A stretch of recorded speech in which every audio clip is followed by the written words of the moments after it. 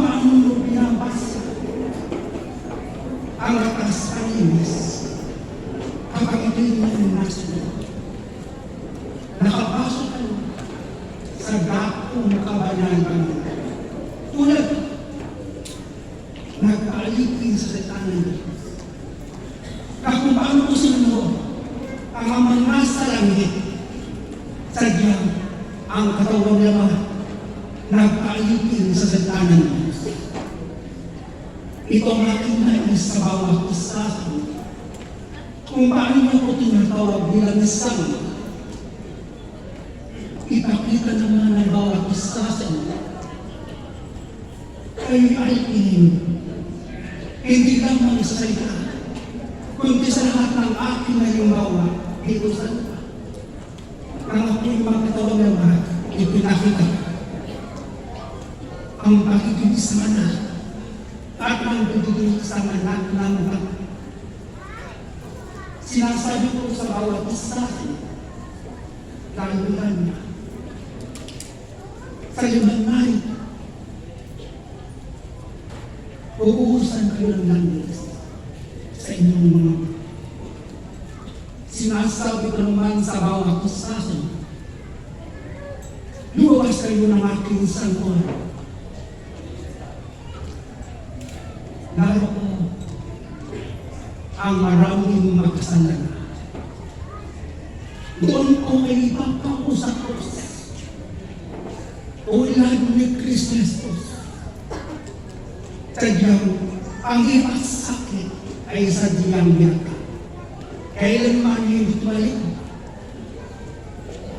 sa tungkol na kung paanong bubuhusan ng langis. Ito'y akin ipanis sa bawat isa. Na kung paano kayo tipan sa mga sandali,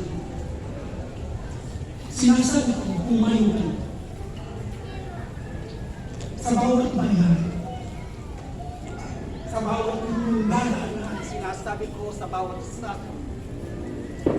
gawin ninyo yung mga katungkulan at tungkulin, iniakan ko sa inyong bangka.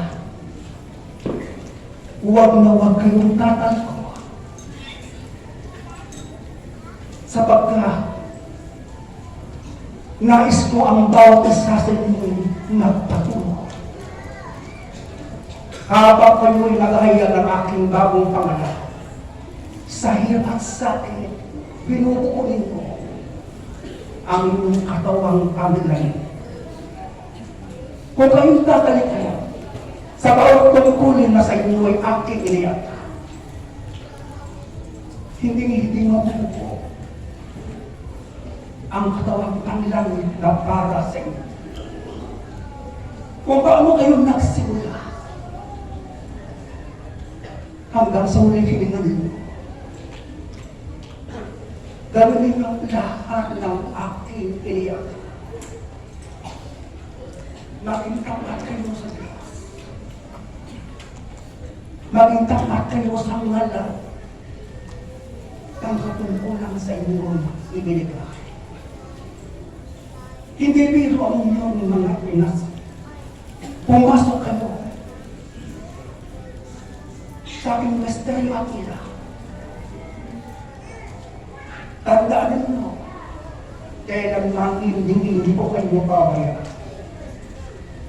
Kailanman ang kailanman ay hindi aalisin sa inyo, kundi ito'y magpapatuloy na ibibigay sa bawat nagsisikap na maging marunong. At ang kanuna, ginagamit sa kabutihan. At ang karuna, ginagamit ukol sa pagsunod niya sa kanyang Diyos. Na kung ba ninyo nalalaman ang iba sa akin na aking pinuhunan dito sa lupa, sundan nila ang bakas ni Kristo tao. Ngayon naman kayo ang siyang gagampang Kristo. Sa pagiging isang Kristo, hirap at sakit at pagtiis. Ayaw na ng ilan sa inyong tumbang ang hirap at sakit, sapagkat ang katawang lamang ito maraming higit. Ngunit sa lingkod ng Diyos, iiwan niya ang lahat. Iiwanan ninyo ang lahat. Lahat ng hiling ng katawang lamang ito, iiwanan ninyo. Kung yung aking pagtawag, at ang pagtawag ng nasa langit, kung ano kausan ng nasa langit, gagawin ng puso natin. Kung ano siyang itinuturo ng nasa langit, ihayagay niyo magawa. Bawat pagbukarin ng bibig sa inyong mga pangangaral, tandaan ninyo ang inyong sarili, kayo ang siyang nagbibigay ng halimbawa. Bawat halimbawang pinapakita, kailangan na ayon sa aking pinakita. Aral turo, huwag na huwag kayong gawin ko sa aral turo ni Kristo habang kayo nagbibigay ng banghelo. Huwag na huwag itong hanuan ang turo ng tao, kundi turo ni Kristo. Aral ni Kristo, halimbawa ni Kristo, at ang karunungan ni Kristo, siya yung pagkaloob.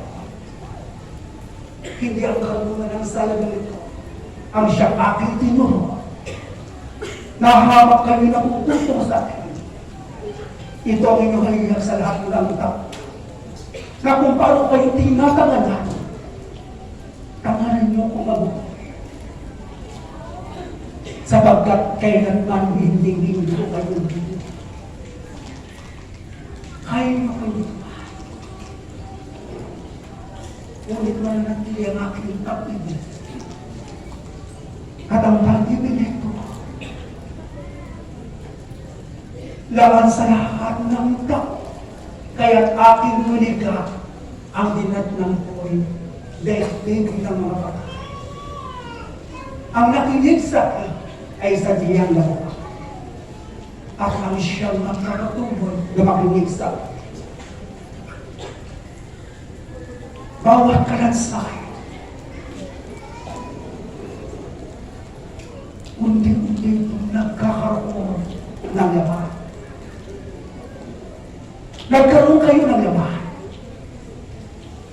Iyan ang inyong hiniram sa akin. Sa kabilang niyo ng katawag lamang ito, hindi niyo kailangan ang ganito na para lamang sa inyo. Kayo'y aking nilikha. Ibigay ko diwa. Diwa ng karunungan para sa langit, hindi para sa lupa. Meron kong karunungan na pang lupa, iyan ang inyong pag-aaralan.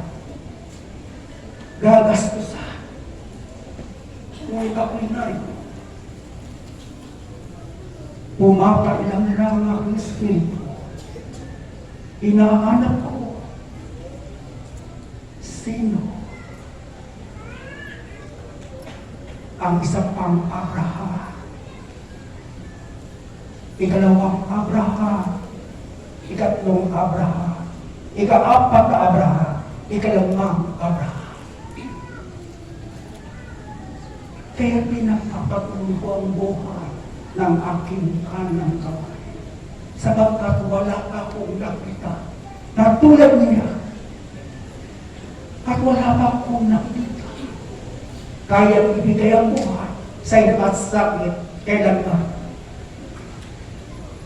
Hindi kaya tumayo. Sa tatak na aking pinakaloob. Sa noon ng bawat isa sa inyo, kailangan ito'y maging magliyab ang inyong puso sa paglilingkod. Magliyab ang inyong puso sa pag-ibig sa aking anak to. Iniibig ng inyong puso. Yung aking salita, isinasagawa ng inyong pagkilos sa pagtawa, sa inyong pagtingin, sa bawat lahat ng inyong ginagawa ay naaayon ba ito? Sa salita ng Diyos na kailan ba? Inalis na ninyo sa inyong katawan ng karupa. Inalis ng bawat isa na ang kakaluang siyang nagahari sa daigdig nito. Kaya huwag kayong matakot sa bawat bansa naghihila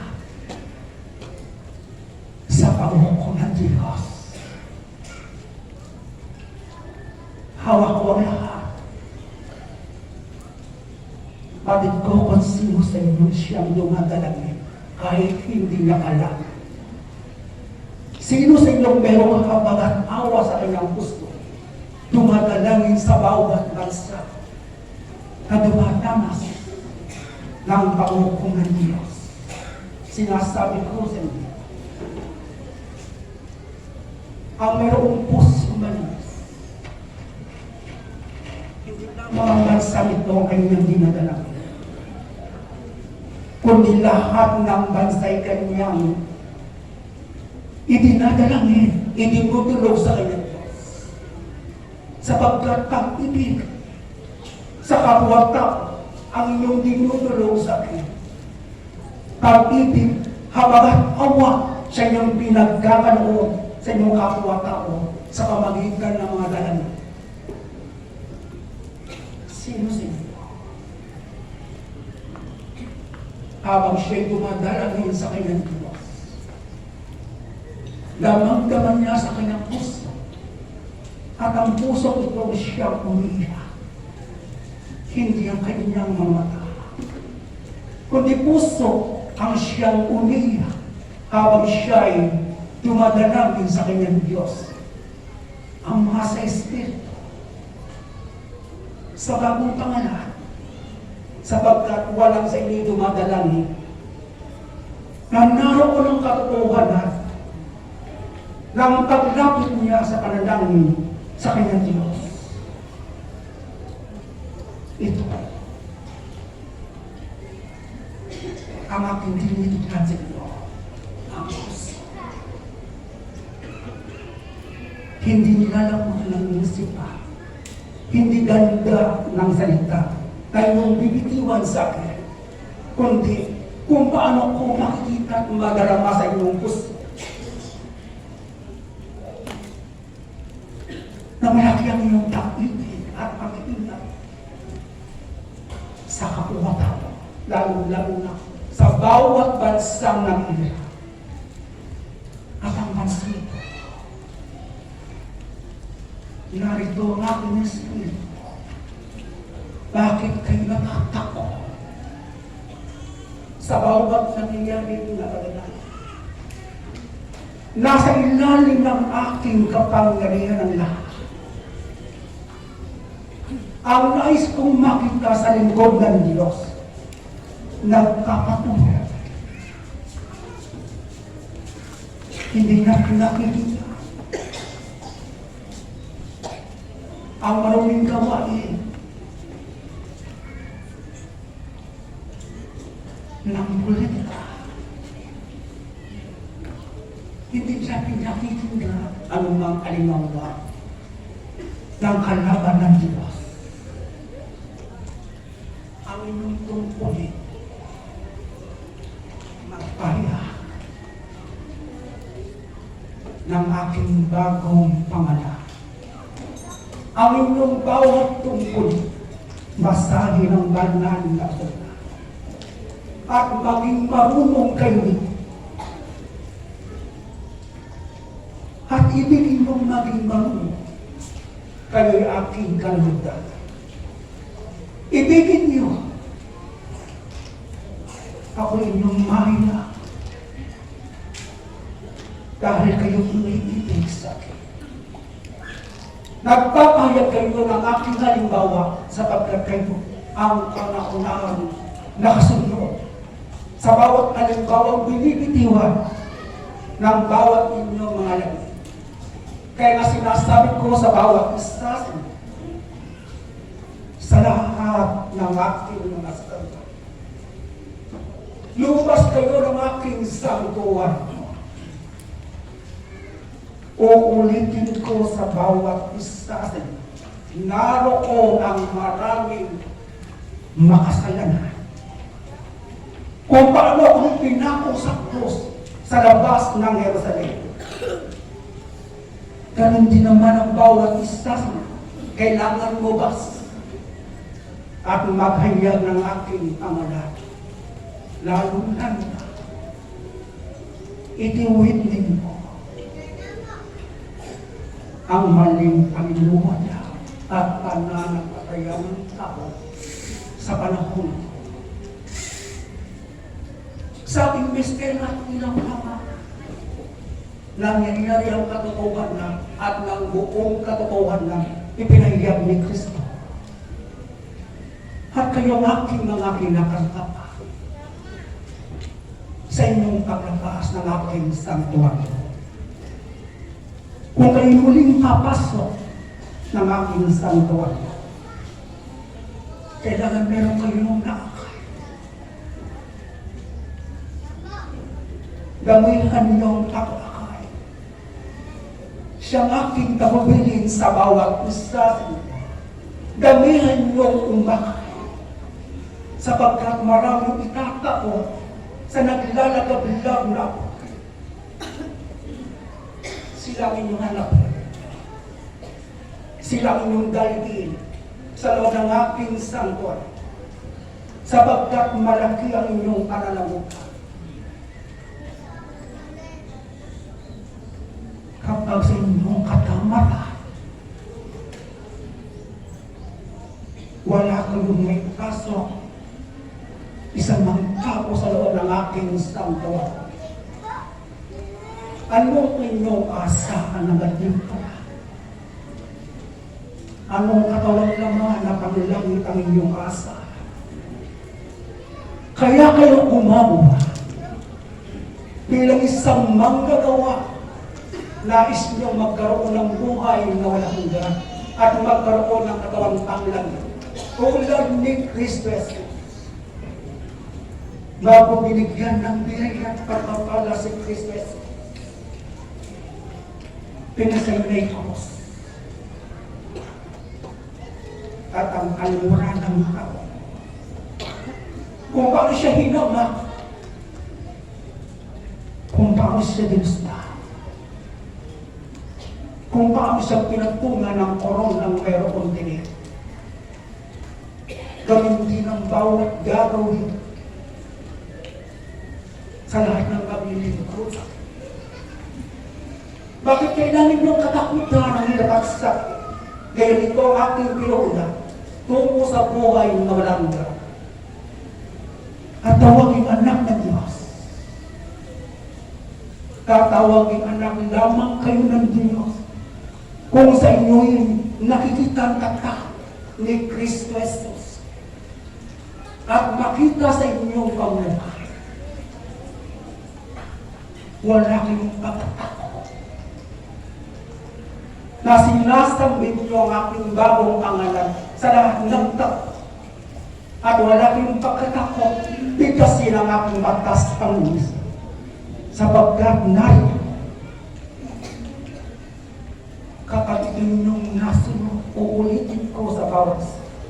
Kapag ito'y inyong nasunod, nakapasok kayo sa dakong kabanal-banalan. Sapagkat ito ang ating ko at pinipilig ko na kayong lahat ay sadyang makapasok sa dakong kabanal-banalan ulat ako. Ang dakong matahan. Walang bahay na magkulang. Ang dakong matahan. Walang kamay. Walang pabago-bago ang At kailanman hindi kinatatakot. Masaktan ang kanyang katawan. Sa uhat ko to. Kailanman hindi tatalukuran. Sundi. Ang katuhan ng mula sa langit na kailan. Hindi kayo makakasala. Maging sa inyong salita. Maging sa inyong parinig. Maging sa inyong pag-isip. Sa bawat binibitiwang salita ay nais. Hindi kayo sinungaling. Ang anak ng Diyos. Walang bukas na kasinungan sa lahat ng aking mga hiya. Dahil hindi naman ang bawat isa pinuhusan at buusan ng langis ang lansing. Sino ang tama? Sino ang magiging abra?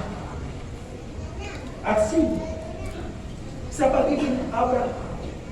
Sinong tao sa lahat ng kaming tao? Kinalimutan na ang sariling buhay. Sapagkat buhay ng nasa langit. Ang ibig makanta ng bawat isa. Na siyang naglilingkod sa kaya sinasabi ko sa bawat isa. Huwag mo kayong magmabali sa pagtuloy. Kaya ninyo.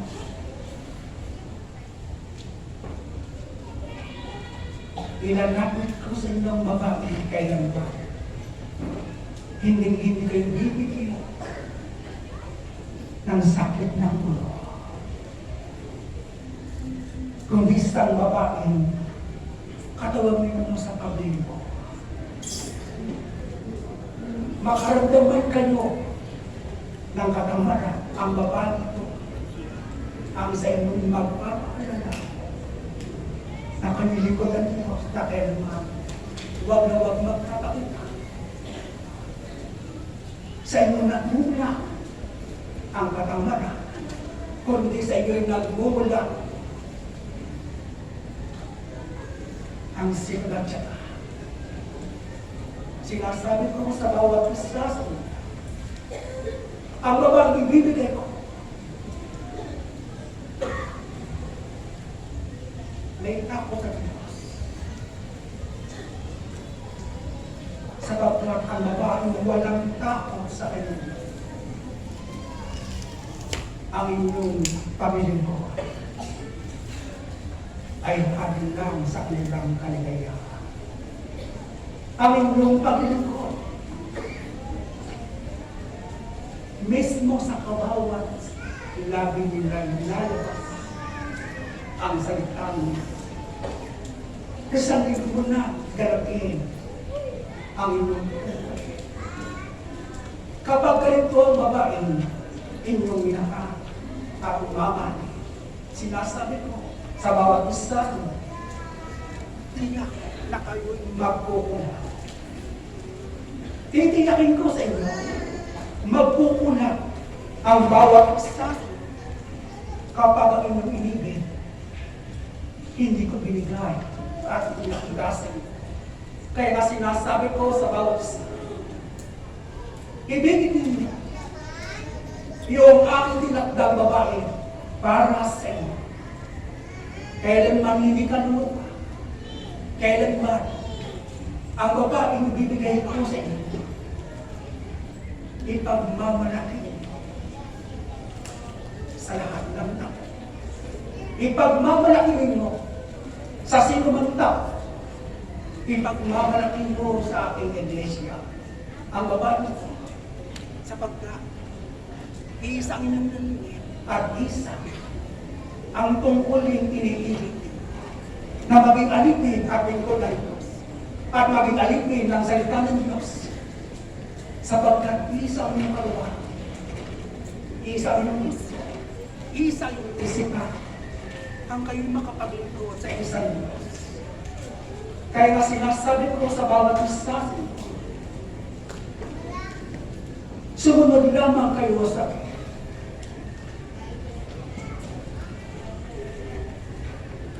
Ang galing pala. Dito ka naman sa lupa madarami na ang langit. Langit na tagumpay. Langit na pag-ibig. Langit ang siyang inyong nadarama. Kaya nga sinasabi, inyong pagkatandaan. Ako yung Espiritu. Sa liksiko konsipo. Sa bawat tinusan ng langit sa kanyang ulo. Sino ang siyang makatulog? Sino siyang kagalaw? At sino?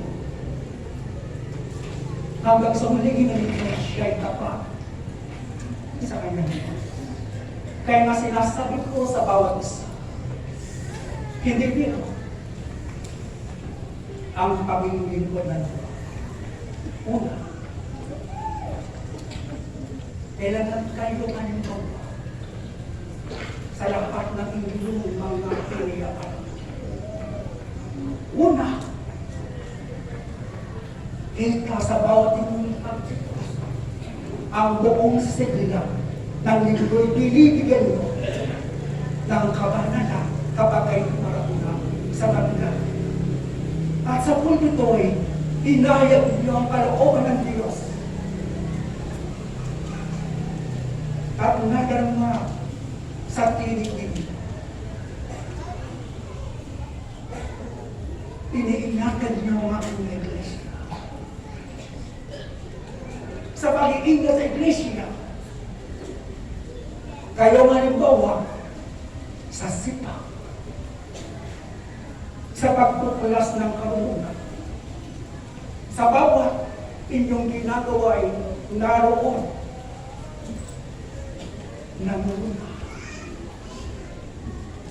Bawat binibitiyo na salita ay kayo siya una. At laging nauna tuwing araw ng linggo. At kayo, kapag kayo nauli, tandaan niyo aking masasabi. Kapag kayo nauli sa araw ng linggo, at ang oras ni Gato, kayo nauli. Hindi nyo pinabanaan ang araw ng linggo. Kaya nga sinasabi ko sa bawat siyang narito, sana ba? Pinabanaan niyo ang araw na ito. Salamat at maraming salamat sa patuloy. Ang aking mga. So, ang aking pagpapalit.